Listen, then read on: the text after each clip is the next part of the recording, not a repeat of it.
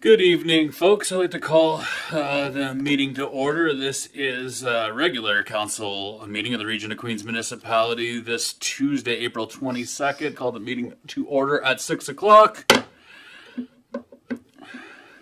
We're in Mi'kmaq. It's the traditional territory of the Mi'kmaq people. We have responsibilities as treaty people.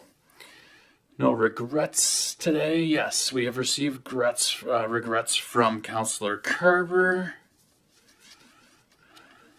Record that, please. Recording secretary.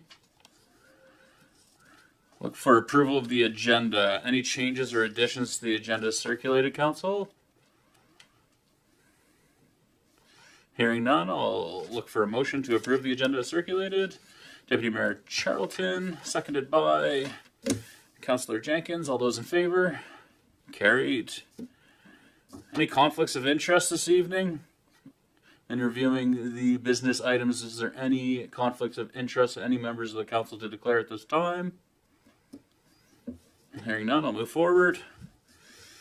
So we have minutes from April 8th, 2025, regular meeting of council, and review of those meeting minutes. Are there any amendments to the minutes circulated?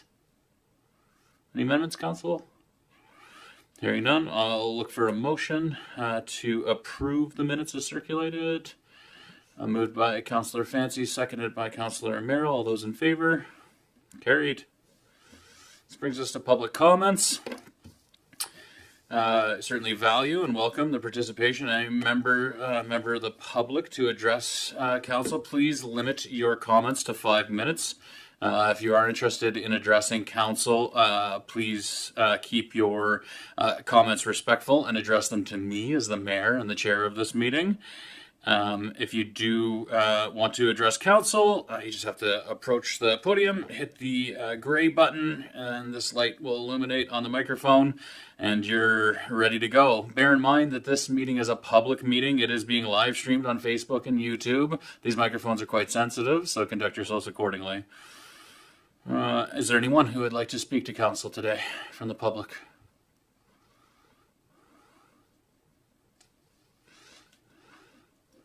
Sir, and if you could just let us know who you are and what community you reside in. Oh, geez, we're pretty well populated by frequent flyers tonight, but. All right, yeah, that's on. I think it's the first time I've remembered to say what community from. My name is David White. I'm the president of Queens County ATV Association. I live in the community of South Brookfield. Here, because there's a matter on the agenda later on, so just in case there are any questions that I could answer on behalf of council. We've been working with staff to review road trails in the municipality. And we are coming back to ask council to consider a change to the scope of the work of that committee, to broaden it, and that's a result of there have been changes to the provincial policies regarding what we're working on. For instance, there's been a change to provincial policy that there is no maximum daily traffic count anymore. If you're doing a distance of less than 2 kilometers, which would mean connection from Nickerson's Pond down Great Hill to Highway 3 and over to Queen's Place Drive is now possible, because the portion that was of concern with the traffic count on Highway 3 is only 1.6 kilometers approximately, so that would fall within that range, which would allow for direct connectivity through Liverpool into the business district, which would give the best possible benefit to the community. So there's some changes like that we'd like to see considered, so that would have us looking at that traffic light. We've provided information back to staff on similar routes in Sussex and New Brunswick, where they go through 3 traffic lights and have approximately 8,000 to 10,000 cars per day and haven't had any issues, as well as St. John's, Newfoundland, where theirs goes through 6 traffic lights, and their community residential population around that area is 20,000, which is slightly bigger than Queens County, and in particular right in town. So we just want some consideration on that. And one question that I had gotten from somebody afterwards was what feedback has looked like so far.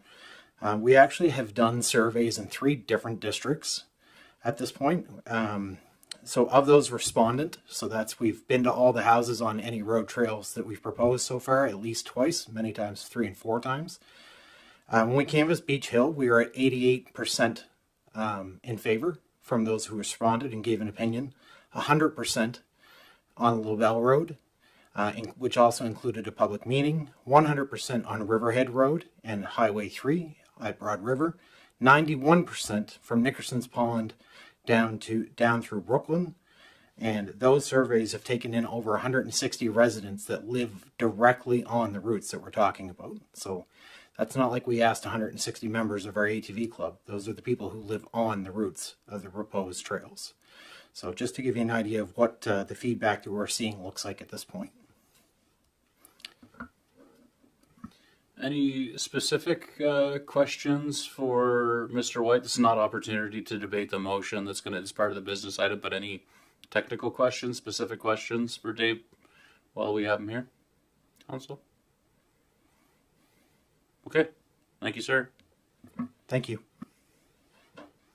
Any other members of the public who'd like to address council? Come on up.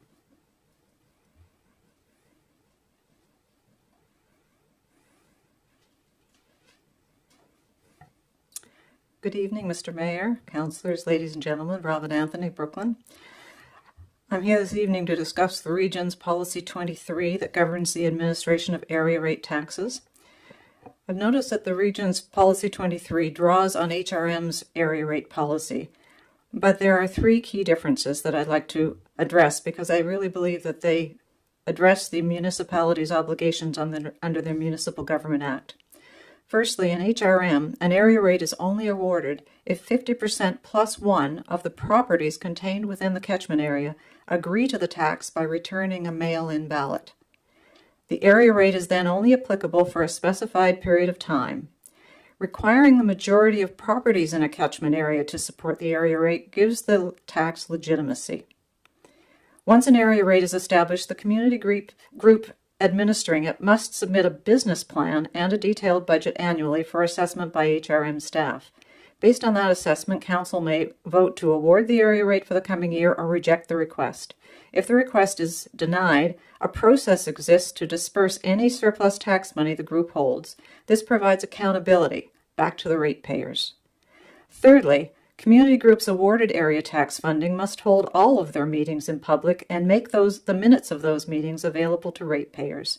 As a result, most of the HRM groups maintain both a Facebook page to promote their community activities and a website to post meeting minutes and other information. HRM places high value on transparency to ratepayers. So legitimacy, accountability, and transparency. I believe these have been lacking in the region's administration of Brooklyn area rates in the past. At your last council meeting, Brooklyn Recreation stated that the average area rate tax paid for recreation in Brooklyn last year was $38. If that's the case, and I'm not doubting the numbers, that means that the average property assessment in Brooklyn is $95,000. A relatively small number of high assessment properties anchors the high end of the scale in Brooklyn, which means that without them, the average number would be much lower, meaning that probably 60 to 70% of people in Brooklyn are living in properties assessed under $95,000. Modest homes, most likely occupied by people with modest incomes. These are people for whom $38 means something. It's also, sadly, people who are least likely to attend public meetings or speak at a podium like this, or maybe even vote. But that doesn't mean they should be exploited. The region has no right to tax people for services they do not receive, or to allow their area rate taxes to be used to support private recreation or general services. I should have been standing here years ago. The use of the Brooklyn Hall as a private rental space for all of Queens is not new. The fact that no Brooklyn groups meet at the hall or that little or no public recreation takes place there, those aren't new either. Brooklyn's been paying taxes to maintain an unused ball field for 20 years. I should have been here when the region first upgraded its playgrounds to the CSA standard, but ignored Hank's Snow Playground. After I so aggressively concentrated attention on the condition of the playground a few years ago, Brooklyn Recreation stepped up. They have made more improvements in the last 2 years than have made probably in the previous 20. But where is the region? Why does Brooklyn Recreation have to talk to the Playground Safety Institute in Toronto when the region has a certified playground safety inspector on staff? Why is there no information about why the Brooklyn Playground is not maintained and operated to the safety standards of your other taxpayer-funded playgrounds? Let me be clear, I'm not advocating to defund Brooklyn Recreation. If the region values the Brooklyn Hall as a rental space for South Queens, by all means, grant Brooklyn Recreation the funds to operate it. If the Hank Snow Playground is supported through grants under the Community Infrastructure Program or others, perhaps it doesn't have to meet the same standard as taxpayer-funded parks. But answer why Brooklyn ratepayers are taxed extra for their community park when other communities have their parks maintained under the general rate. I know that I've gained a reputation as a real troublemaker of late, but I want you to know that I'm taking this on as a purpose. I want tax fairness for my community. Brooklyn ratepayers have been paying extra taxes for recreation for 28 years, over $1 million worth in 2025 dollars. And what do we have? Our community park and playground are inferior to the ones maintained under the general tax rate, and our hall serves no public recreation purpose in our community. Let me repeat that. Since amalgamation, Brooklyn has paid more than $1 million in 2025 dollars in area taxes that no one else in Queens County pays, and yet we have less recreation than any comparable community in Queens. This has to end, and I'm committed to make good trouble until that day arrives. Thank you.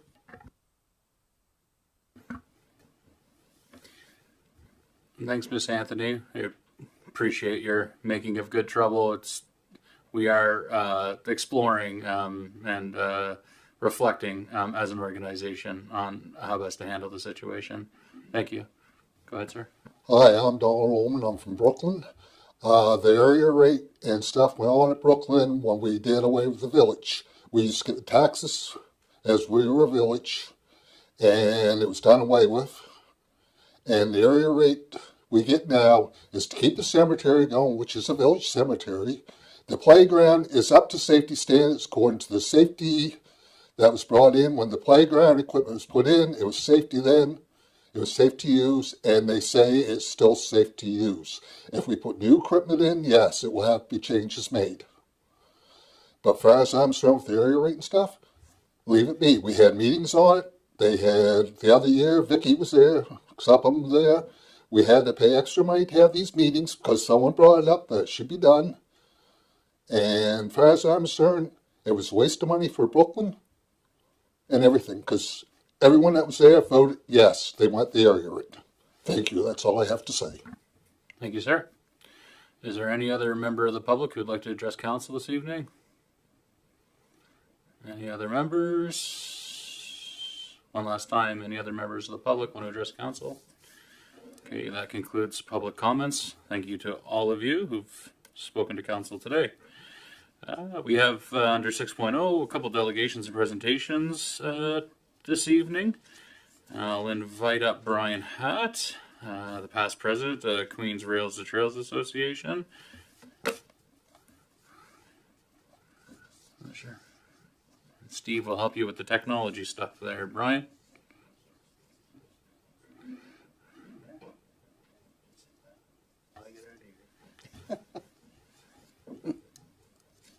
And I will ask you to limit your presentation to 10 minutes, please, this evening. Well, hello, my name's Brian Hatt. I'm from Milford Street in Milton. And I'm here just representing the Queens Rails to Trails. And I want to talk about Somerville Beach and the Broad River Rail Bridge. Our objective in this project is to establish whether the bridge. Keep going. I'll do it for you. Okay. Anyways, back up one. Yeah. Okay, this is just a shot of the beach in Somerville. In case I'm assuming everyone would have been there. Anyway, and the next shot will show you the bridge that I'm speaking about, which is in the center there. It's the rail bridge. It has been maintained for years, and what we want to determine is if it's repairable or if it's going to be left to nature to destroy. Okay, go to the next one. I got it. Okay, this is basically the way it was when it was in use by the rail. By the, I don't know, is that clear to you? Yeah. Okay, and now the present condition of this bridge. There's a few shots of that here. Okay, history in the 50s. It was used by the rail system, and then the rail system was removed. It was turned over to the province for recreational uses. And since then, nature's taken its toll on this. And the rail bed was abandoned and was taken over. Well, not taken over. The maintenance was taken over by Queens Rails to Trails in Queens County, and we've been maintaining the trails ever since. And since then, we've managed to restore 2 other major bridges in Queens: the bridge across the Medway River and the Trestle Trail Bridge in Liverpool. Both of these bridges are in use for recreational purposes, and they're very well used.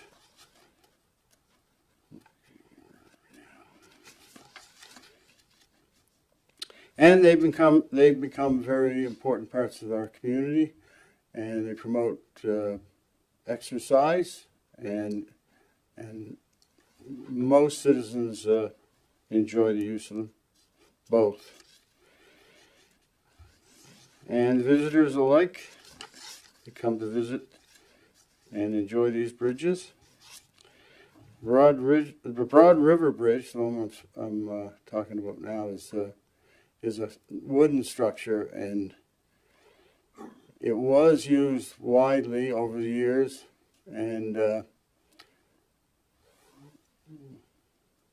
if nothing's done to it soon, I would expect it's going to be past the point of restitution. And here's a picture of how people are getting on this bridge now. It's closed for public use, but that doesn't deter a lot of people. So there's still a lot of people using this bridge, and on a daily basis, even though it's pretty treacherous in places. It's another shot of basically what it looks like today. Should be another one yet. Okay, so our group has investigated the possibility of repairs on this bridge to see if it's feasible. And first thing we found was that the bridge, the dividing line between the provincial park and the land side on Port Mattoon end, somewhere in the middle there is the ownership line or the boundary line for the park. And of course our group builds shared use trails, which means everyone can use the trail no matter whether they're motorized or non-motorized. And the bridge, if it could be restored, would be non-motorized. It would only be walking, bicycles, anything that's not motorized. And there's advantages to what this would provide if it were repairable. Here's a shot of the part that's most interesting. These posts that are in the water, you can see there's quite a number of them, and that's to support the train. We'll go to the next one. So for our use, if only half of these were to exist and be sound, would definitely support the weight that we're anticipating for people walking or bicycles or whatever. The only machinery that would be on it would be something to do with maintenance or repair. So this is still happening today. That's not a picture from today, but but even though it's kind of dangerous, there's still a lot of people have to do that, and they enjoy that. And to my knowledge, there hasn't been an incident yet over the years. So I'll get back to the boundary line here. That's the shot of the area. You can see the white point, and that you'll see a dotted line going along the shore and comes up to the Somerville Center, and that's an existing trail. And from roughly the east end or the right side of the picture is non-motorized, so it's just walking trail through Somerville Center to the edge of the park. Once you get into the park, you're walking along the beach. You come to the Broad River Rail Bridge, and on the other end of the bridge is another trail. You'll see a dotted line. Did I do something? And you follow that dotted line, and you'll go across Riverhead Road and out through to Shelburne County. So it's a direct link from county to county. So the Somerville Beach is one of the most beautiful beaches and scenic points of coastal Queens. It's visited by many residents and tourists every summer. The abandoned rail bridge does not add to this scene and is at this time deemed unsafe for any usage. If possible, the restoration of this bridge would definitely add to the beauty of this area. Secondly, with the restoration of this bridge for public non-motorized use, a historic route for walking groups would also be restored. Number three, being able to use the bridge to access the beach would be an added attraction to motorized traffic. The shared use trail ends at the bridge, where a parking area could be built, allowing the travelers to walk across the bridge to enjoy the beach, seek accommodation, and a meal.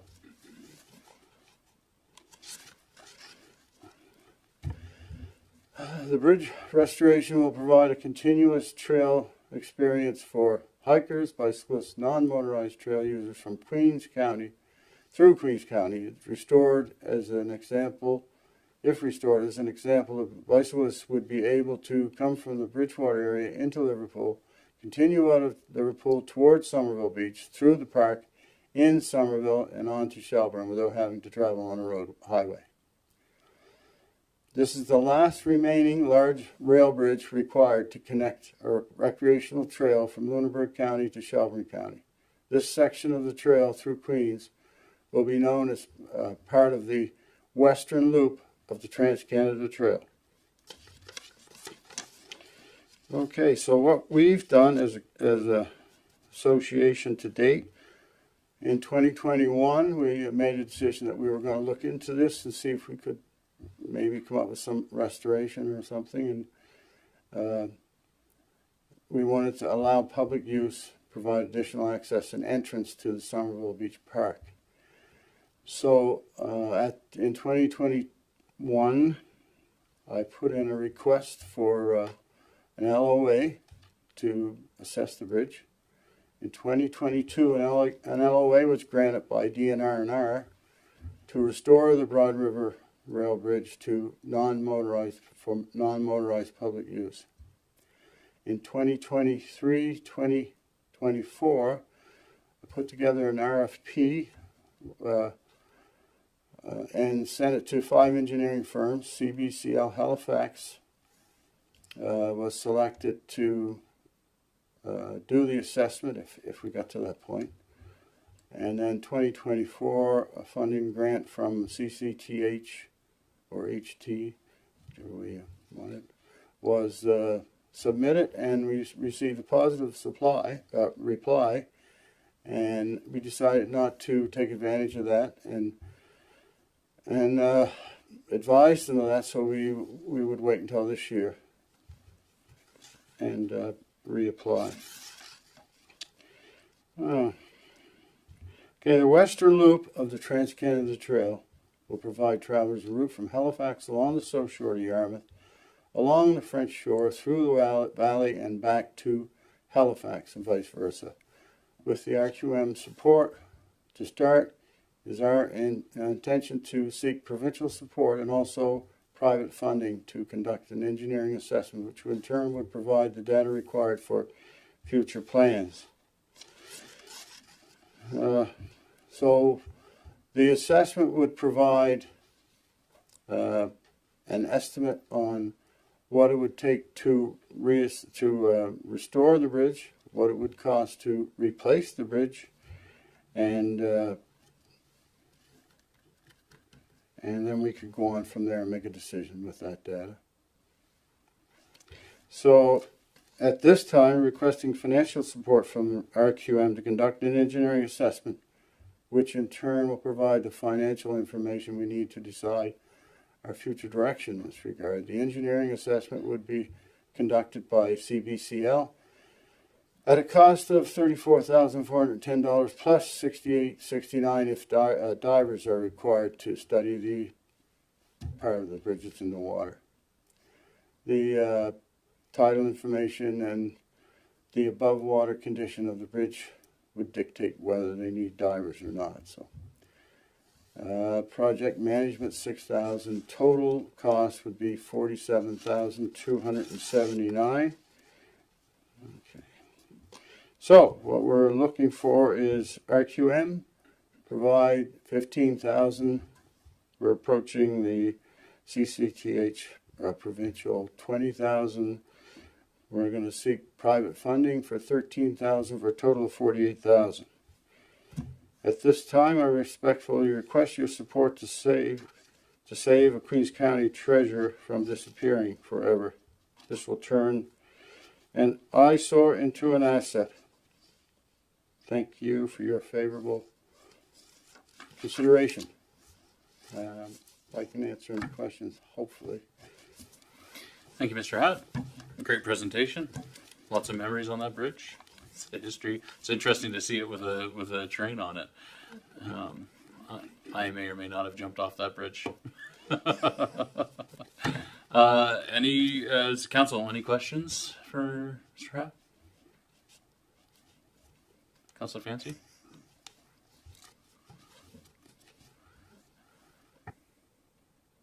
Okay, yes.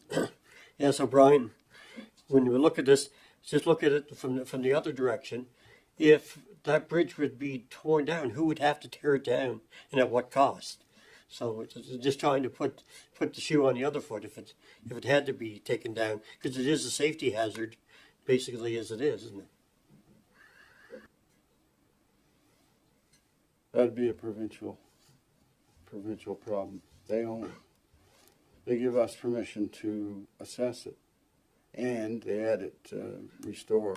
We could do that also, but we would probably have signs saying you're not supposed to jump off or don't jump off. It's not for jumping, and that would be it. That would be our due diligence to avoid civil liability. But if a storm took it, that's the end of it for us. We're only maintenance after we, according to a LOA that we got. And that was more than what we asked for.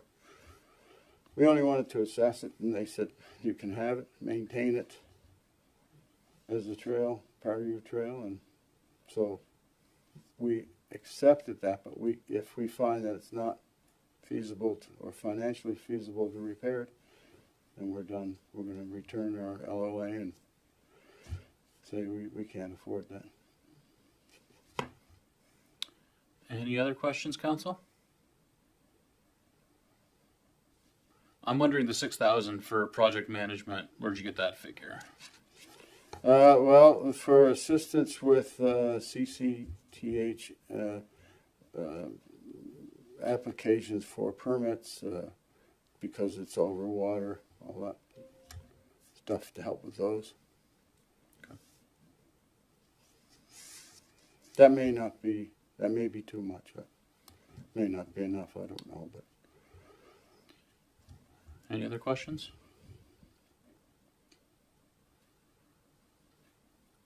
Is it, I guess, if it's the will of council to consider supporting the funding request? It's my understanding the engineering and design studies don't meet the parameters of the Community Investment Fund program.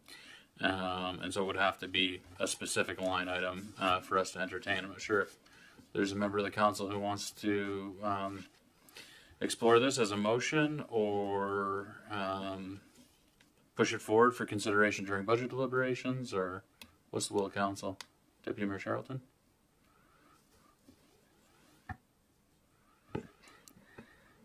I would move to put this request forward in the budget process. Thank you. Okay. Can I get a second to the motion? Councillor Fancy, debate or discussion on it? I think it's certainly a worthy project. I agree with all the points presented by Mr. Hatt with respect to how it is a liability that could be an asset for our community. Councillor Jenkins? I do have a question. If you don't need the services of a diver and your project management costs are less, does that come off of the region's money, or where does that go to then if it's not being used? Well, assuming we got all the funding that we, anyway, so assuming we got positive replies from the people that we've listed, then the money, if there are some funds left over, we could apply it to a repair, like the restoration. Because I assume, if it's a big assumption, if we get to surface the money for this, do the assessment, and it comes back as it's financially feasible to restore it, then we'll have a figure to work with, and that, if there's any money left over, that would lessen the cost for the restoration if it's and it could be applied, because we're going to be coming back probably for funding to repair it or restore it eventually. Mm-hmm. I'm not sure if it's going to balance out the way it is here, but it could be quite a bit more. I expect it would be quite a bit more. But it belongs to the province. We got to keep that in mind. Great. If you just hit the gray button on your microphone. I know, it's a little tricky. Deputy Mayor Charlton, I'll recognize you now. Thank you. On that note, Mr. Hatt, has our MLA been involved in this conversation to date where it is an asset that's owned by the province? I'm just wondering if you've got to have a conversation with her about the possibilities for any funding for this purpose? Well, she's aware of the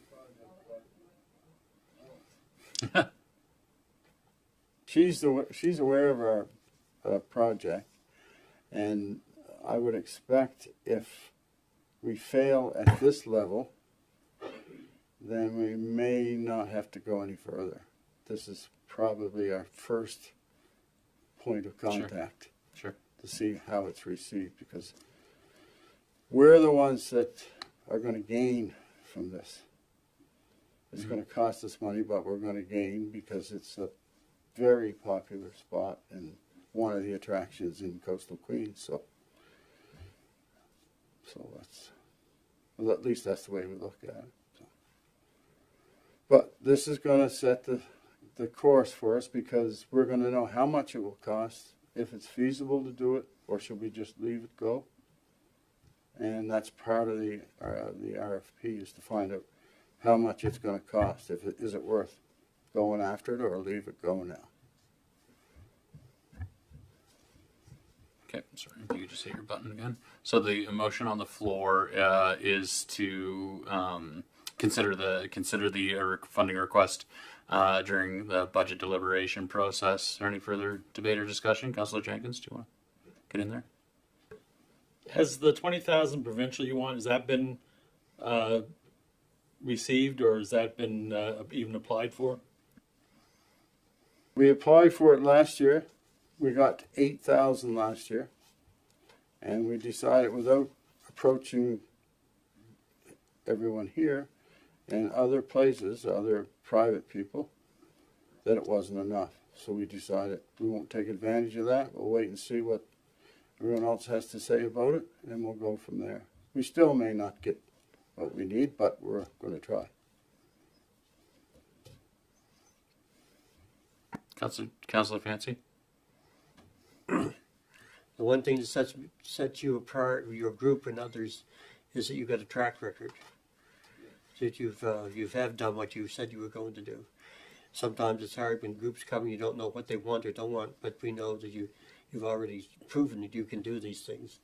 And it's that volunteer groups that's the only way we're going to go forward. So I really appreciate you bringing it here.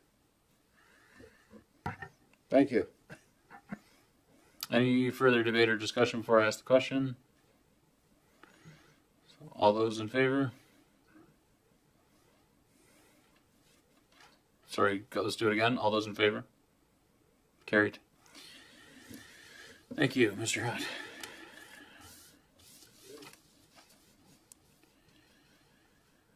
Okay, so 6.2 is I will welcome Eric Fry to the council chambers.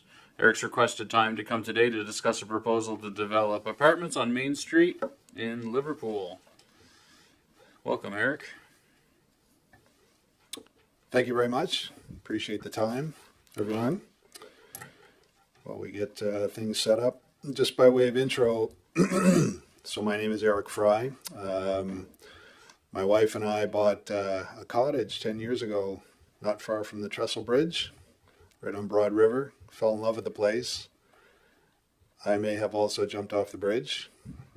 Not very gracefully, mind you, but yes, we really took a liking. We live in Halifax currently, but we spend a lot more time down here, which really caused me to. I'm an entrepreneur, and so we've chosen to invest in the area, and just a few of the things that we've done. So we've subdivided land on Broad River, sold 8 lots. That was our first investment. And we purchased a duplex just down from the quarterdeck. We purchased Siemens cottages and brought those back up to speed. We built the Falls in Milton, which has been, I guess that's our flagship development to date. It's full. We've got a waiting list. And the commentary from the residents has been very, very positive. And then recently we purchased the Stedman building, and we're very excited about that opportunity to kind of revitalize Main Street. Now I know that we have a process that we're following, and that's to adjust the land use bylaws and the municipal planning strategy, I think it's called. So following that process, but what I wanted to do today was just kind of familiarize yourselves with this, with our plans for it. As I know that, it'll be a little bit of back and forth over the next few weeks at least to get things rolling. So I guess I can advance this. So that is the building, as dilapidated as it is right now.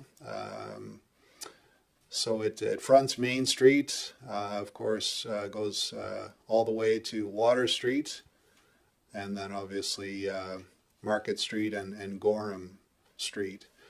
So our proposal is reason for having to adjust the land use bylaws is to convert it from partially commercial to 100% residential. My company, in this case, my investors, we're not familiar with commercial leasing and commercial properties. We are familiar with residential, and I believe that that's what the region is looking for and the town is looking for, rather than more commercial, because I see some for rent commercial signs up there. So I think the opportunity is really to focus on the residential.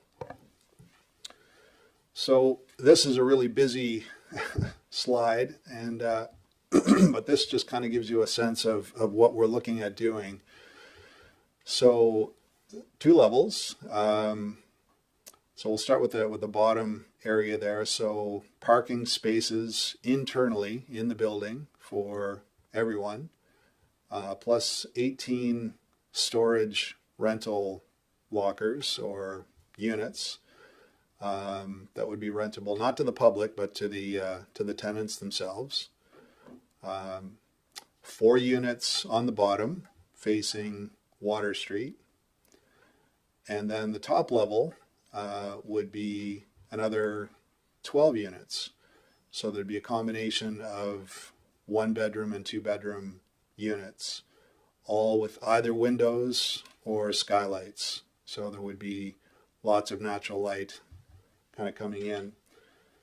So what I thought I'd do is just kind of show you some of the unit designs, just to kind of give you a sense of what we're looking at. So these would be the 4 units facing Water Street. So these would be one-bedroom units, about 800 square feet or so. These would be accessed either through the parking garage, going through where the storage units are, or from Water Street. So we've got direct access from both areas. These would be the top units facing Water Street. These would be, I believe these are 2-bedroom, if I'm not mistaken. So these would be accessed from a single door off of Main Street. And as you can see, it would cut right down the middle, and all of the upper units would be accessed from this corridor. So these would have a view of the harbor as well. So these, I think quality-wise would be in keeping with what we've done at the Falls, which apparently the tenants really like it. So really good quality, soundproof units, and in this case, well, call it underground parking, I guess, if we're parking up under where Main Street is, but covered parking at least, and storage units. The balance of these are just an idea. So these would be, this would be, you can see on the bottom graphic, the garage coming into the parking would be off of Gorham Street, just in between the back of Memories and those houses as well. So so there'd be 4 units above that, and then 4 units on the Main Street side of things. So just kind of gives you an idea of the layouts. We put a fair amount of work into the design to make it all feasible and meet code. So that would be one fronting directly on Main Street. And then when we look at the elevations, top left would be Water Street. So you can see the 4 doors, the yellow doors entering off Water Street. So those would be for the 4 units down below. Top right would be the singular door off Main Street. So that would be the corridor accessing all 12 units. The middle elevation would be facing Market Street. So you can see where those yellow doors are. Those are actually cutouts in the building, which will allow us to put more windows in to have natural light for all of the units. Those wouldn't be decks where the public would be. So those would just be basically for maintenance purposes and provide windows for lighting. And then the bottom would be the Gorham Street. So you can see where the garage door is right in the middle there, and another cutout on the right as well, to again provide light for the units. So in summary, really what we're doing right now is we've acquired the building. Quite a mess in there when we went in. As many of you know, it was flooded. So we've had to do a lot of cleaning out of old stuff.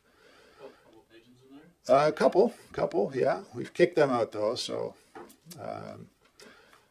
this might be a little aggressive for Mike, but we would like to begin construction in early July. We know we've got some things to go through. With an occupancy spring of 2026. Rent ranges similar to the Falls. Now the Falls are all 2-bedroom units, and they range anywhere from about $2,000 a month to $2,150. So this would be slightly less for the 1 bedrooms and about the same or so for the 2 bedrooms, with 2 affordable units would be included in here as well. We'll be going through CMHC financing. Covered parking and storage rental units available for all residents. So we believe this is really going to be a winner of a building, of a structure. We've already been in, there's a number of people that have inquired about it already. So the word's out for sure. In the future, in the short-term future, we'll be setting up a website and driving people to that, with some FAQs and inquiry contact information as well. So that's about what I have for today. Before we sink more into this as far as specific design and drawings and such, we thought we would at least go through the approval process today. But again, today is to familiarize the council with what our intention would be. So happy to answer any questions. Thanks very much, Mr. Fry. Appreciate your interest in investments in the region of Queens. Council, this isn't an opportunity to debate the application for the amendment to the land use bylaw municipal planning strategy, but if there are any specific questions for Eric with respect to what he's presented to us today, I certainly appreciate you coming before council. I think it's also a good opportunity for members of the public to see the vision and hear about your proposed plan for the property as well. And we will be engaging in the public as part of that application for an amendment to the land use bylaw. So I think this is a great first step, and I appreciate you presenting to the council today. Any questions for Mr. Fry, council?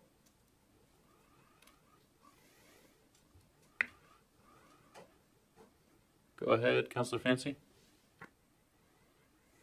I'm usually the last, but nobody's jumping in, so I'll be the first. So, Steve. Eric, there's a few things that, again, you're collecting, but where you are now having your parking, it's all underneath. So it doesn't take any parking from any other area because you couldn't, that's where you have to contain everything within that. You say you have 2 affordable units. Is there a reason for 2 or 4 or whatever? There must be a reason why you went with 2. That's a good question. And so CMHC in order to get insured loans from the government require 10% of the units to be affordable. So I believe the number is $11.50 per month for an affordable unit. So yeah, so that's why. Yeah. And 10% of 16 is 1.6. Got to round up apparently. Yeah. Right. Anything further, council? Go ahead. Okay, I guess I'm still here. Some of them, the building is so close to some of the other side. Do you use skylights or anything to bring in light? Because I know some of them you're going to be opening up to see the other building almost, isn't? Yeah, so if you recall, on each length there will be 2 cutouts. So those cutouts will be able to, we'll load those with windows, which will provide natural light coming into the upper units. But also there'll be a number of skylights. I can't remember the exact number, but probably a dozen or so on the roof. So there'll be lots of natural light flowing through.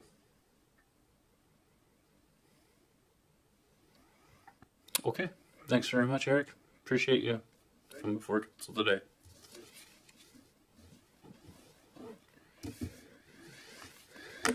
Okay, 7.0 is correspondence. We have a pile of correspondence this evening, council. 6. I guess 6 is a pile when it comes to correspondence. So the first couple, the first 2 are letters that I sent on behalf of council. A letter of support for the South Shore Chronic Pain Support Community, who had presented to us at a previous council meeting and had requested that letter of support. They've now incorporated as a group, which was sort of imminent when we last heard from them. So it's fantastic to see the work of that group moving forward, and you'll see that the letter of support that we issued on behalf of the council is a general letter of support as they pursue their mandate and get some momentum and seek funding to pursue their mandate. The second letter was sent to notify the Social Flying Club of the council's decision with respect to their request to have the annual rent waived from. Yeah, and so we just closed out the loop on that one. We also received a letter from the Attorney General, Minister Justice Becky Drouhin, regarding the what is the additional officers? Right, adaptation of the additional officers program, which we had previously taken advantage of, but don't currently, is my understanding from speaking with Staff Sergeant Archibald. So the program was introduced over a decade ago and placed additional officers in our community in specialized areas. But it's sort of a one-for-one, at least is the old way of the program. If we find an additional officer, the province would match it. My understanding, there's been a bit of correspondence between our organization and theirs. Dan, I'm not sure if you have anything more to speak on that one. Yeah, so this agenda was discussed at the Police Advisory Board meeting we had last week. Just a bit of clarity, it wasn't a one-for-one. Okay. It was the program was put in place to supplement existing police complements. And if a municipality independently reduced their complements, they would no longer be eligible for the additional officer program position. So a few years ago, the municipality reduced their force by one position and therefore no longer became eligible for the additional officer. And is the adaptation of the additional officers program, does that adjust that reality for us in any way, or? I would say to be determined. Okay. They're going to explore, I think, options and alternatives over the current practice for deployment of those additional officers. I don't know if the chair wishes to speak, but there was a motion to send in a letter of advocacy for them to keep in mind the policing needs in the region of Queens as they explore the options to redeploy the additional officers.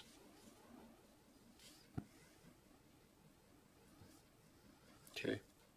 Anything to add to that discussion? No. Okay, great. 7.4 was we heard back from Minister Tilley, Public Works Minister, with respect to the J-Class roads program. So their determination that we had submitted, I believe it was 7. And so all 7 sections for the J-Class roads selection that we had submitted, none of them were approved. They were all denied. And I think that we need to be, we know that program is it's not funded in a robust way by the province.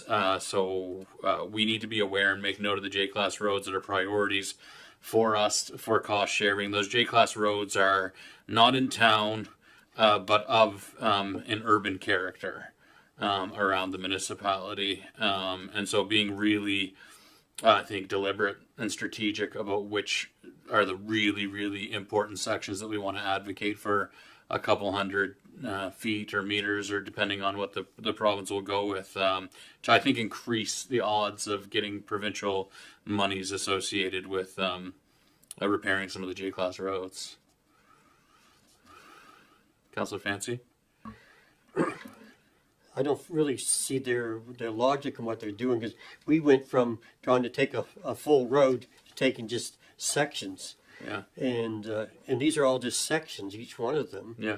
And how they would take 7 of ours, and even if they would pick one out, even if you go strategically to say which ones these were 7 because they were bad, and they're just denying the whole business. So I don't know what they're looking at or what priorities they're keeping in mind. No, and I don't believe they provide us with rationale with their. If you want to speak to that, Deputy Mayor Charlton. No rationale from the province, but the J-Class cost road or cost sharing program is a $2 million program, but the province funds $1 million of that, and the municipalities fund the other $1 million. And if you recall what Oliver Street in Milton cost, which was a very, very small road, you can quickly see how fast this budget gets used up. And so we were successful, I think, the last 2 years with Oliver Street, and there were 1 or 2 other roads that were approved for small sections. But I would say that they're probably just trying to spread that money somewhere that hasn't been so fortunate. So I think we just keep trying. And I know in the past, I think the year prior to this, maybe we put 5 in. Our Department of Public Works with the region has gone through and created a sheet of which roads were worse and helped us with prioritizing. At the end of the day, we can only put the roads in. The province will pick which they want to fund. So maybe 1 or 2 roads would be better off in the future to ask. I think it's just our turn to have to wait again because they just can't meet the demand of all 49 municipal units. Yeah. I think there's a collective understanding, particularly among rural municipalities, that the amount of provincial funding that's allocated to the J-Class road program is insufficient. And I know it is a topic of conversation at the NSFM as well, and Deputy Mayor Charlton and I will be attending. I think we need to work with our fellow municipal units around the province and advocate in some way for that program to be a little more reflective of the state of J-Class roads in and around our communities. So we're looking to advance that for sure. Councillor Fancy? Just one more question. I think the year before or last year we'd asked for School Street. I think that was approved, wasn't it? So there's some sections on there that they're going to do. Was it just School Street or was there other, School Street in Milton? I'm not sure. But the work has not been performed at School Street in Milton, yeah. Yeah. And just to the residents watching from home or those assembled, we hear you. There's a lot of J-Class roads that need to be attended to. So those complaints and concerns that are brought forth by residents do not fall on deaf ears. We're just looking at the best way to work with the province to try to get some traction on those projects.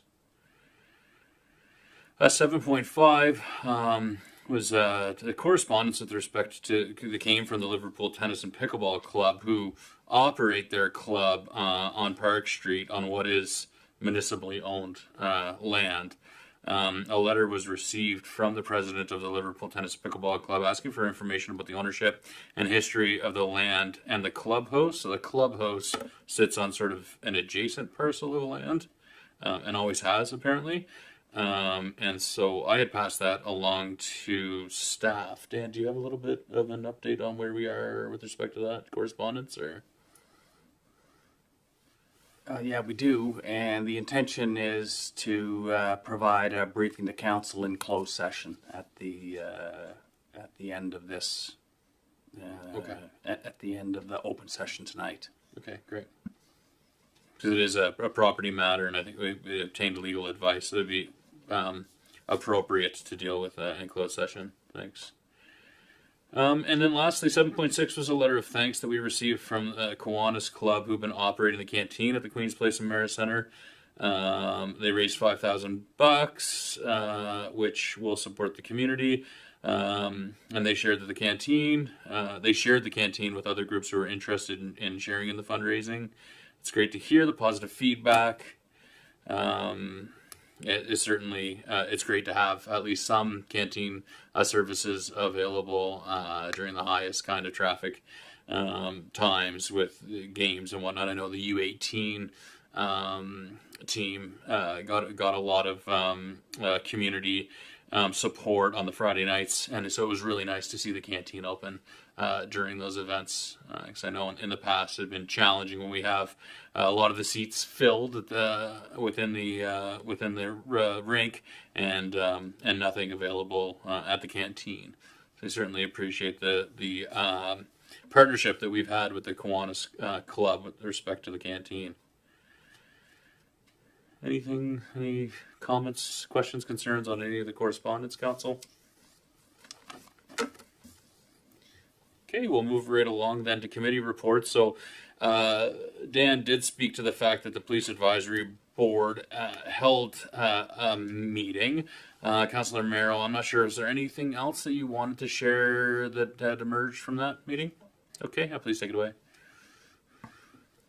Hi, I'd also like to share that we also talked about the GDPRM, which analyzes the general duty workload of the detachment, with the goal of determining whether the detachment is resourced appropriately to meet the workload demand.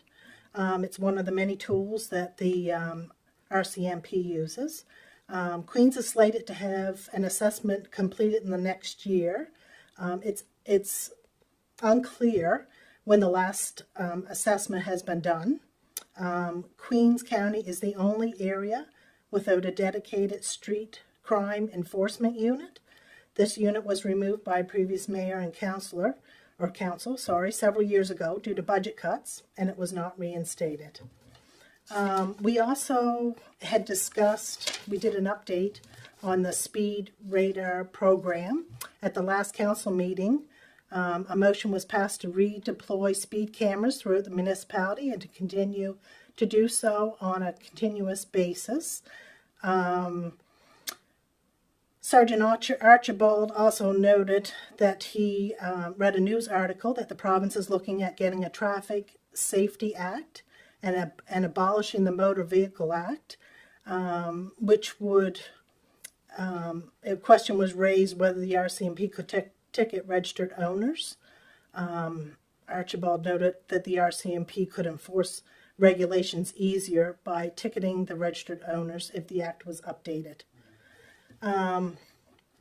We also noted that although speed signs have been deployed in Queens, it hasn't been deployed in all areas of Queens. We haven't seen any in North Queens. Some of the challenges with the speed signs was the batteries would deplete pretty fast, leading to a continuous need for maintenance and battery replacement. So there was a suggestion to explore solar-powered options as a more sustainable solution, especially on Bristol, where it is very busy.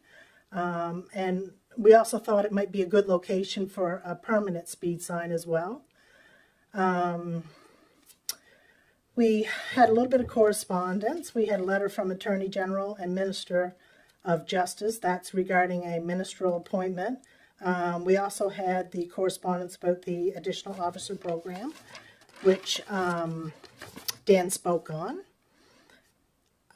One thing that I do want to note, though, we did ask Sergeant Archibald about effective ways to relay speeding problems within the community, as a few questions has been brought up about that. And he suggested going through the mayor, the CAO, and then they would bring the concerns to him. So I just want to kind of give that little update. Thank you. But not like late at night, like while they're like, they're racing around Western Head again, Mr. Mayor. Yeah, I can hear them. Thanks very much, Councillor Merrill. So just building off of what you had said, the staff sergeant had said about the replacing the Motor Vehicle Act with an updated piece of legislation, and one of the substantive changes will allow for, as exists in many other provinces, applying tickets like photo radar tickets. So being able to ticket the registered owner of the vehicle. Right now, you need to know who's driving the vehicle and ticket the driver of the vehicle that's in excess speed.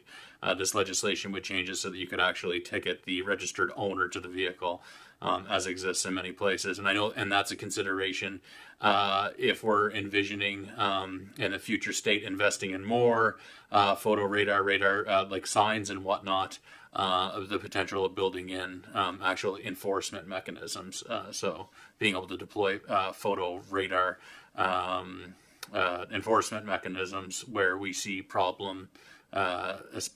dangerous driving behavior. So it's it's something that like when I lived in Edmonton, I had to like hold my breath every time I checked the mail because they had them all over the place, and it was like, oh my goodness, I wonder what kind of month it's going to be this month. Anyway, but here in Queens County, I observed the posted speed limit at all times. Staff Sergeant Archibald. Any other questions, Council? Okay, thanks very much, Councillor Mero.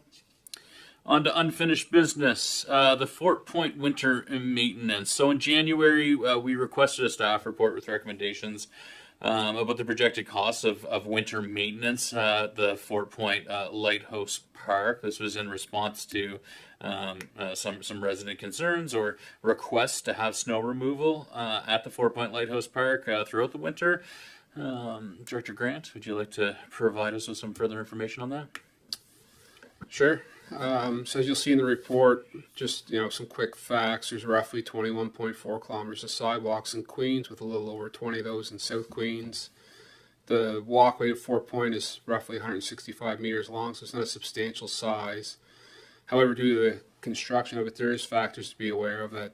Utilizing the equipment that we have right now, which is kind of established practice for a concrete sidewalk, it does have some potential for a detrimental effect of that sidewalk. So it's possible, but should be aware that there could be some challenges encountered if we were to service that during the winter.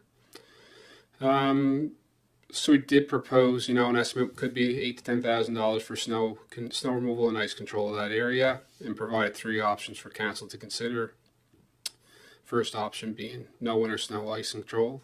The second one, a pilot project where we would do the winter works and then kind of walk away if we were to observe some detrimental effects. And then obviously the third one, which is to just do winter maintenance regardless of the damage, I suppose. That's it. So, and just to be clear, is the nature of the pavers that are on the sidewalks that sort of invite in this discussion around potential damage due to snow removal? Yeah, that's right. So it's 2 factors on the paver side of it. On the one side, where they're just kind of loosely laid with polymeric sand between them, they have the potential to be pulled up by the machine, where the machine doesn't run shoes for a concrete sidewalk. And the other kind of part to that is that the subbase below the pavers is not like a typical structural gravel. It's just loosely placed ground supporting it, so they could become distorted from the wheel load of those machines. Is there going to be another option to manual snow removal as opposed to like a machine-based snow removal? Or? Yeah, it's certainly possible. Whether it's cost effective or not could be a challenge. That area is prone to some pretty heavy seas and storm damage. Yeah. So could it be maintained by manual equipment? I'm not sure that it would be successful long term, but it could be part of the pilot project as well. Okay. Any questions for Director Grant, Council, on the report or his remarks? So a few options for us to consider. We could, so I guess the current state is that we did have snow removal, and like throughout the sort of tail end of this winter. Is that right? We didn't perform any. Okay. So we have a couple options, Council. We could direct staff to discontinue and report back, to do a bit of a pilot project to carry forward, and have the winter snow and ice control take place at Fort Point, given some of the known risks to the infrastructure. What are we thinking here?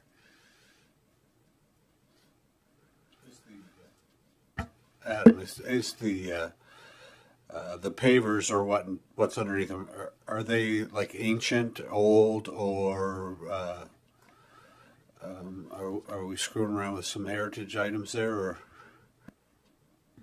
I don't know exactly when they were put in. I think the park was upgraded sometime in the late 80s, early 90s. That was kind of my understanding, like a decade ago when we were there working onto it.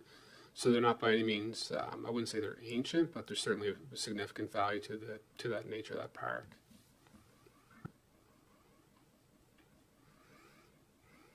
Deputy Mayor Charlton. Thank you. I have some concerns about this, just given how the walkway's built with the cobblestone pavers. that is a like dense residential area, but in absorbing this information and just thinking about that area specifically, they do have access to sidewalks that are cleared up until the beginning of the Fort Point Park. And we just extended the free use of the walking track at Queen's Place, given how much success we had over the winter with that and the increase of users. So at this time, given that they do have access to sidewalks in that area that are cleared of snow, I would be more inclined to support the free use of the walking track long term. I feel like there's more value in that. The residents that live in that area still have access to those sidewalks. But and my reasoning is I'm concerned, the cost is not significant to do it. That's certainly not my issue. But if we go in there and have that snow removed and ruin all of the cobblestone pavers, it takes away from the beauty of Fort Point. And I certainly think it certainly looks nicer with cobblestone pavers than it would with plain old sidewalks. And so I wouldn't want to see that replaced with that. So that's where I stand at this time on that. Thank you. Any further discussion from council? I mean, I agree. It's I think for 3 months, 3 seasons of the year, it's accessed by tourists. I think it's probably not a lot of tourists accessing that space during the coldest part of the winter. And I also agree with the deputy mayor on that there are other opportunities and probably safer opportunities for healthy, active lifestyles during the winter months. I think those are points are well received. Any further discussion or debate? Is there a particular motion that a member of the council would like to pursue here?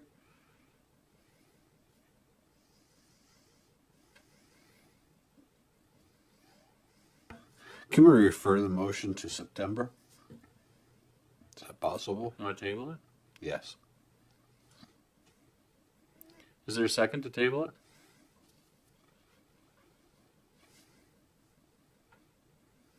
Okay, you want to deal with it now?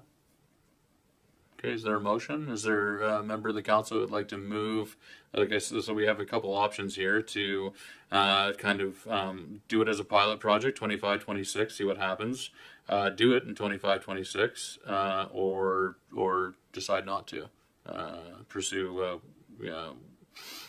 winter snow and ice control on the walkways. No, I guess we don't need a motion. That's true for status quo, which is currently it's not part. Right, Adam. Currently, it's not part of our snow and ice control strategy or operation. Okay. Is there a motion, council? Is there a motion at this time? Okay. Thanks very much, Adam.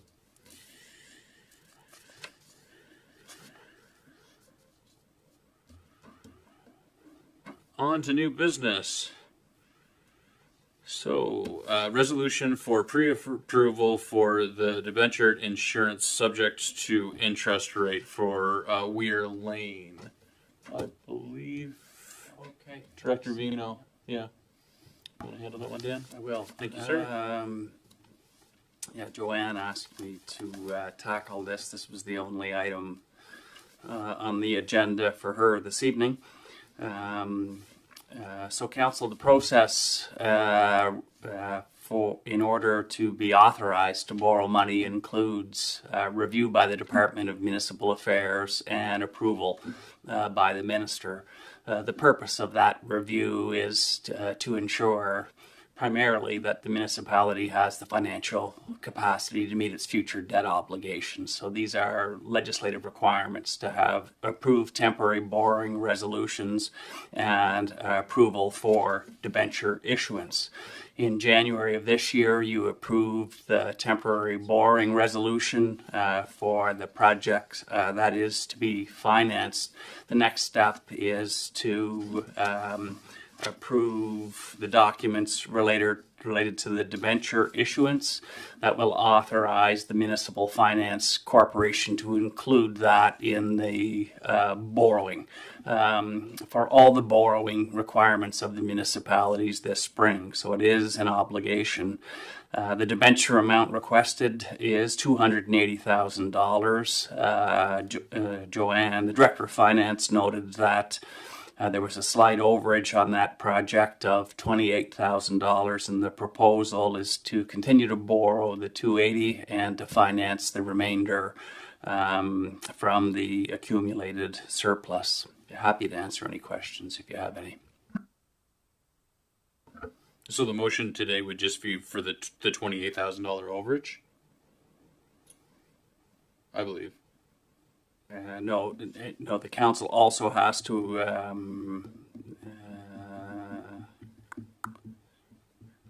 so that option 2 is to for the council to pass a resolution for pre-approval of the debenture issuance and approve the overage in addition to it. Yeah, okay. Thank you. Yeah. Right.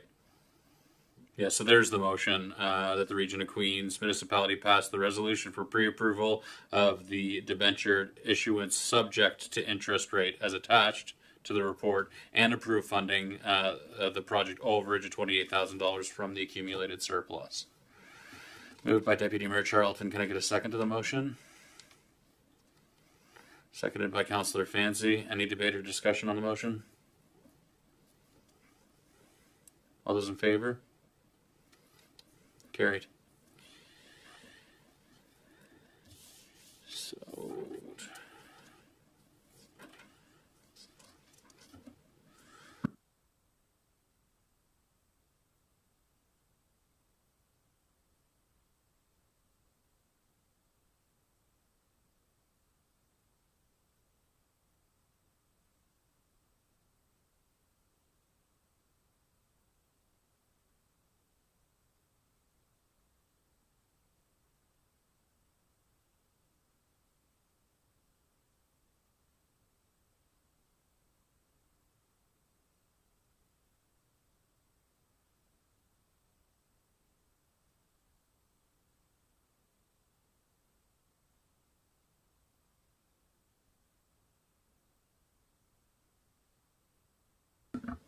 okay, the next business item is pre-budget approval for implementation of Microsoft Security Solutions.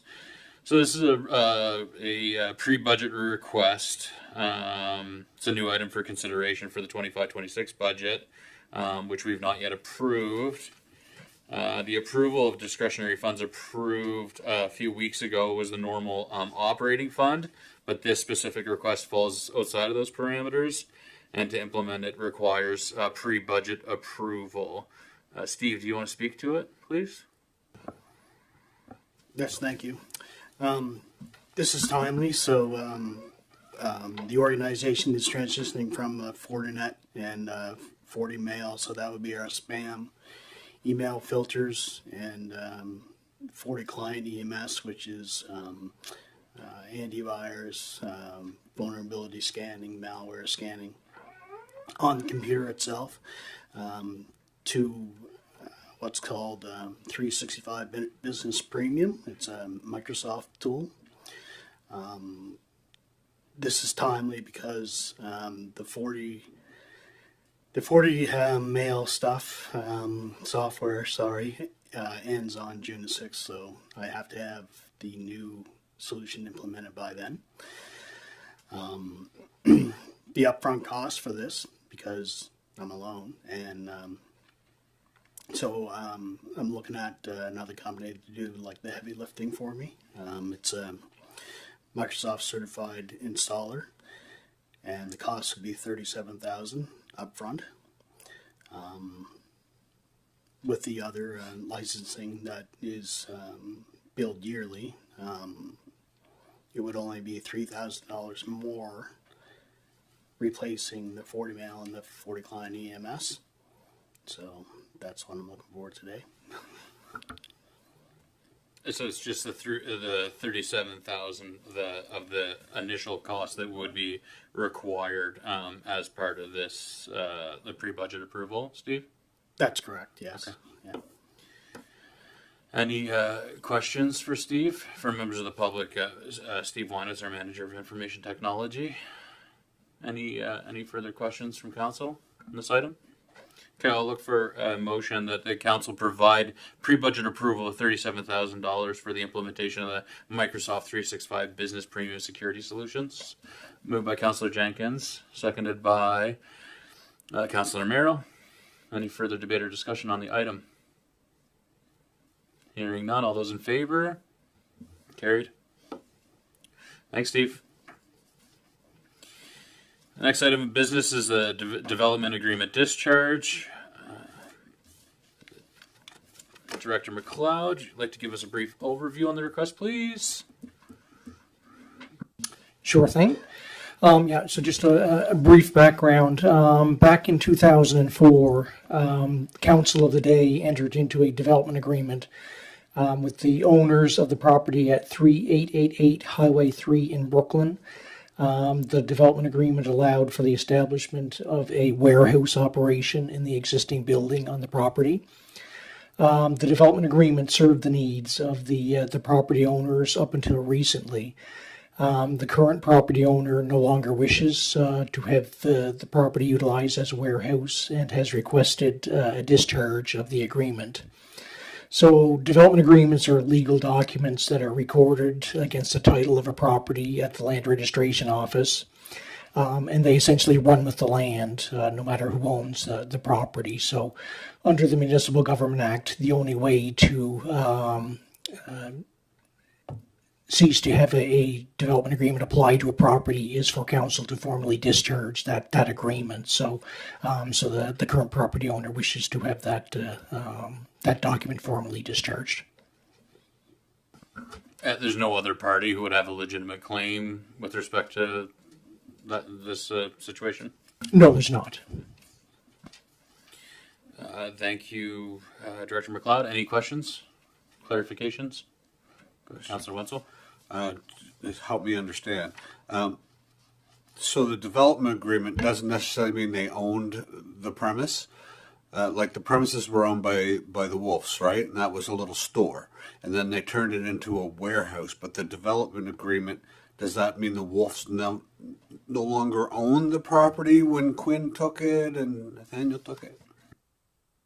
So the development agreement essentially allows for uses that are not typically allowed under the zone that the property is located in. So that was a residential zone back in 2004, but the planning documents allowed for other uses to be considered through a development agreement process. So at the time, the Wolves owned the property, and they're the ones that applied for the development agreement. So to allow for that warehouse use. So the development agreement was entered into, and it was recorded at the registry against the title of the property. So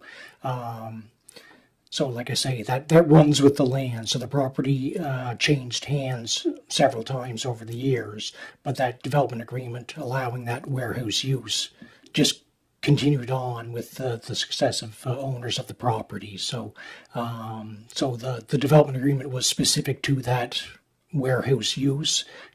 So to be able to consider any other use of that property, be it residential or whatever, the existing agreement has to be discharged to allow for other uses that are currently provided for in that zone under the land use bylaw. I guess I just remember it as a store, and they never had a bathroom. They'd have to go across the street to use the bathroom, right? So it was Doug Wolf's store, and he ran a taxi stand too. I just was trying to why they needed a development agreement while Doug still owned it. I don't quite. Anyway, to my question, is it's not the same owners that are actually renting it or actually have the development agreement. They're not the owners. No, the Wolves no longer own the property. So. Anything further? I will look for a motion that the Council of the Region of Queens Municipality receive the report titled Development Agreement Discharge, and that Council approve the discharge of the development agreement dated January 16th, 2004 for the property located at 3888 Highway 3 in Brooklyn and identified as PID number 7008458. Moved by Deputy Mayor Charlton. Can I get a second, please? Seconded by Councillor Wenzel. Any further debate? All those in favor? Carried. Thank you, Director McLeod. So we have the Road Trails Ad Hoc Committee Scope Expansion Request. Richard Lane has been our staff person who has been guiding the work of the Ad Hoc Committee, and admirably so. I thank him for the efforts. And then, as Mr. White had alluded to, the landscape has shifted a little bit with respect to provincial handling of road trails, and so Richard has a little bit of an update for us and a request. Take it away. Thank you, Mayor Christian. Yes, so from the February 25th meeting where Council approved the creation of an ad hoc committee to research and come back with some recommendations on the designation of road trails, which, just for anyone watching unfamiliar, is the use of sections of public highway by off-highway vehicles. Under the recent Road Trails Act. And that requires for municipal roads a municipal bylaw and any rules and regulations that we have. So just to be very clear, what we're asking for here is in no shape a recommendation at this stage. All that we're asking for is for an extension to the scope that the committee looks at. And so there are a number of reasons for that. The original idea was to look at sections of road that would make off-highway vehicle travel possible from West Street here to the end of the Trestle Trail where it meets Bristol Avenue. And the original plan was to use that process to create the bylaw and effectively by way of some kind of pilot project. However, the group felt that allowing ATVs to reach the end of the Trestle Trail, but with no way of then forward travelling, would mean that we would have an unmanaged situation. And when you don't manage a situation, you can't predict what users are going to do. And so the group felt that that might well create an unsafe situation. So that was one reason. The second reason is, as Mr. White mentioned, since the council discussed this matter, the province has brought in a new policy document which changes the rules slightly around which roads can be designated and the conditions under which they can be designated. What that means for us is that for any designation on provincial road, where there's a connection to a municipal road, there has to be approval by way of a designation in a bylaw that would allow the municipal road to be used as a road trail. Okay, so practically, if the group wanted to apply for a designation of a road trail on a provincial road, that approval, that application would be turned down if it connected to a municipal road that didn't have a designation. So the group felt that we should be looking at municipal designation for road trail to allow a provincial application to follow on behind it. I don't know if that's clear. And so those are really the two main reasons. Although off-highway vehicles can legally cross highways at 90 degrees, that's in the Off-Highway Vehicles Act, whether that's the safest method to get from the end of the Trestle Trail to access goods and services in downtown Liverpool is not clear.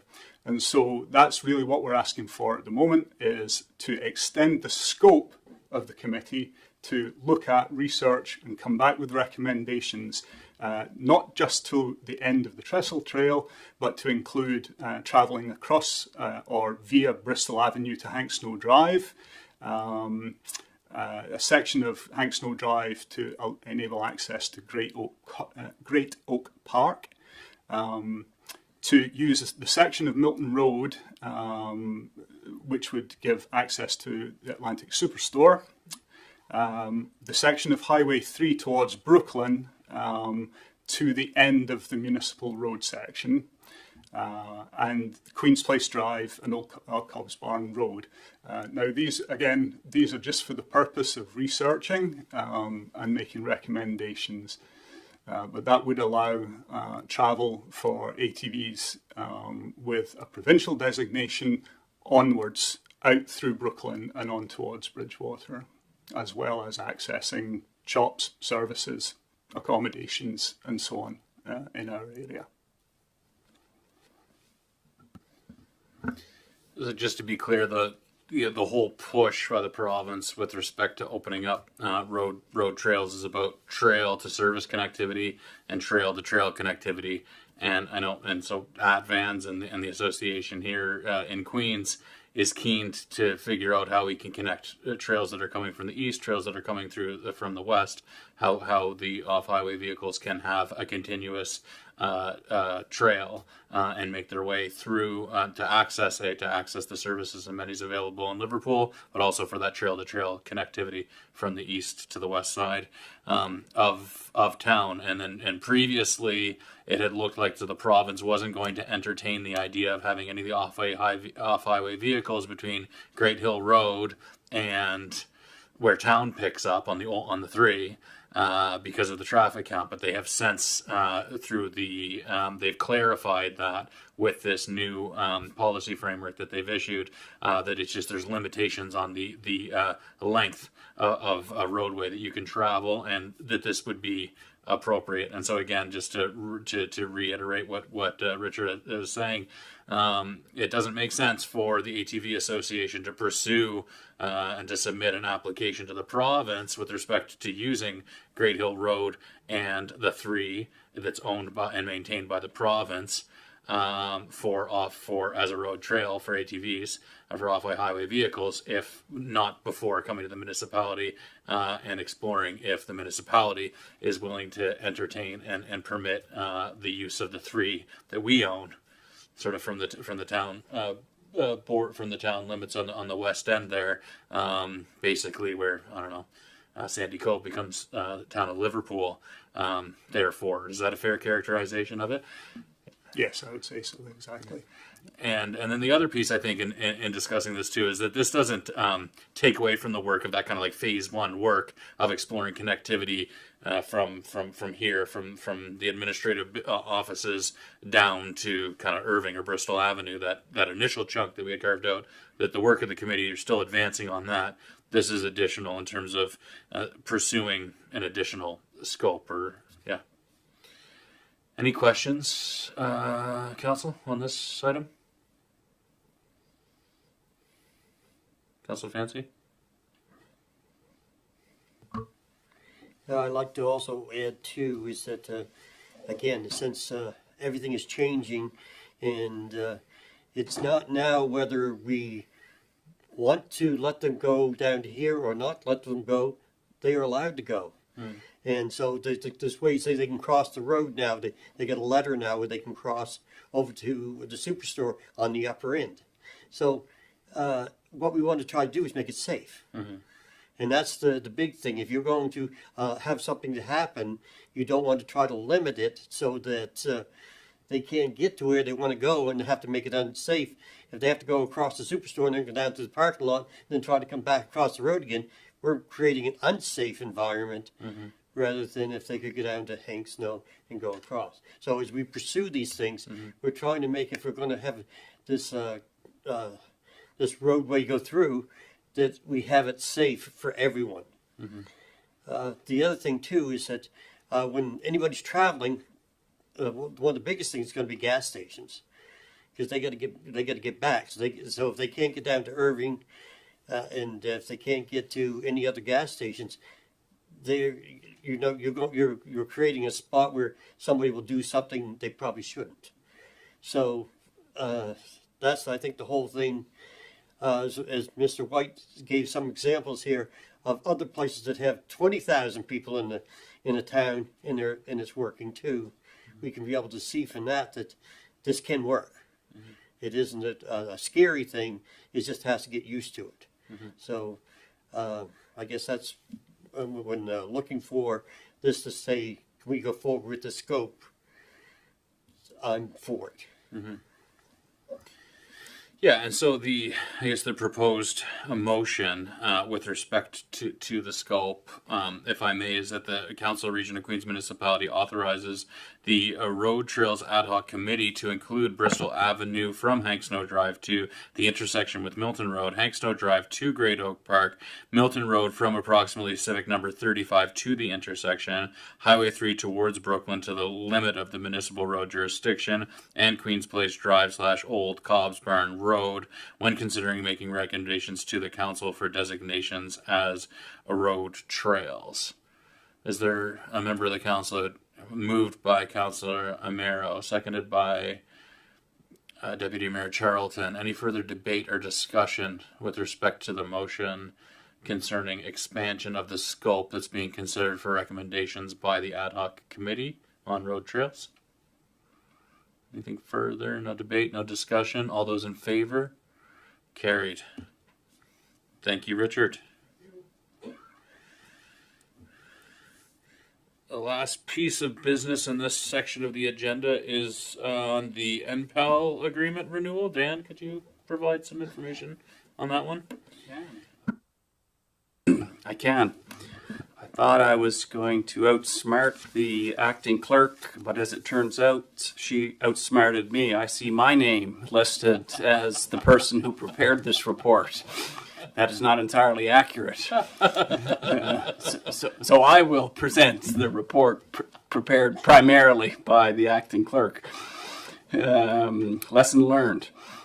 So the Municipal Physical Activity Leadership Program has been around for quite a while. Since 2008, Region of Queens was an early adopter of the program. And I think for the majority of that period, since 2008, you've had a position in your organization. The position is part of our recreation department and provides. One of the things they do is create a municipal physical activity strategy. And over the years, there's been some innovative partnerships, programs, and activities created in part because of the leadership of that position. The new agreement is the issue before you tonight. The term of the agreement is for 5 years from April 1st to March 31st of this year to March 31st of 2030.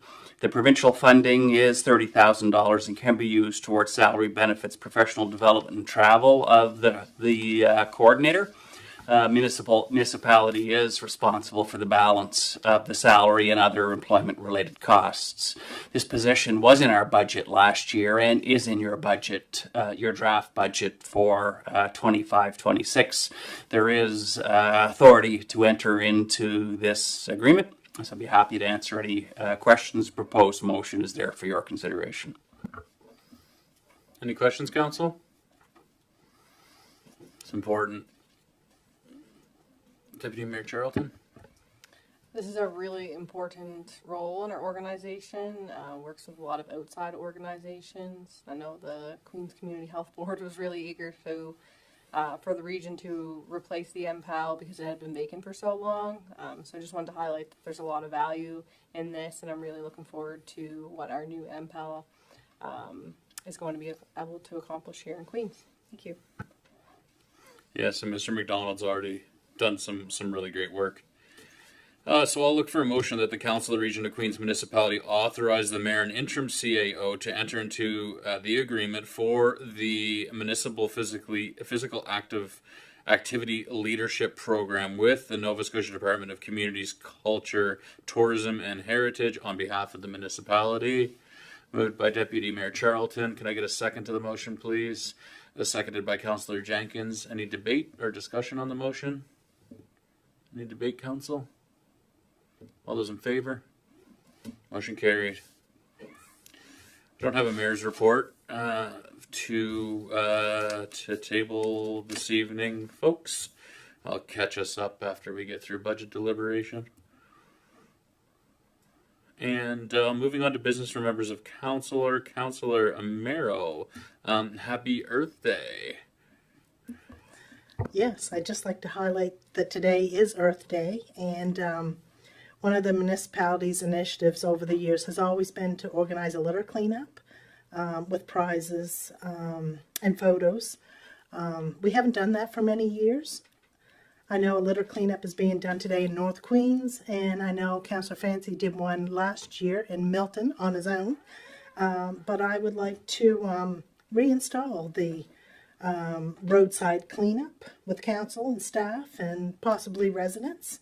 I know we're all disgusted with the amount of litter around the roads and woods, and I'd really like to see the initiative put in place again for next year. Thank you. Thanks, Councillor Amero. Any further discussion? Councillor Fancy? Yeah, it was probably 10 years ago. We took the whole, well, a lot of staff were with us. We went up here on the crossroad. We cleaned that all up and things.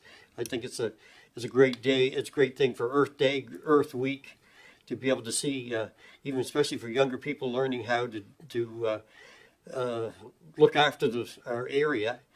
I think it'd be a great challenge for next year that we pick a piece of property and go out and give our part to it. I love the idea. Thanks for bringing it forward. Okay, any other business from members of council? No? With that, I will look for a motion to move to the closed session portion of the agenda. Can I get a motion to go to closed session? Moved by Councillor Roy, seconded by Councillor Amero.